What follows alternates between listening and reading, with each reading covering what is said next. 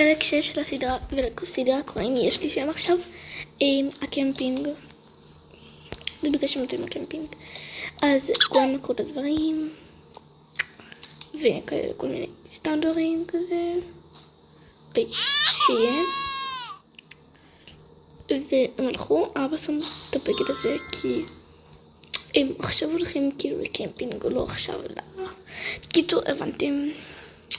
עכשיו הילדה קמה ואמרו לה לארגן תיק, אבל לא היה לי תיק, אז פשוט היא לקחה את זה והביאה את העוברות שלה. ואחר כך הם נסעו לקמפינג.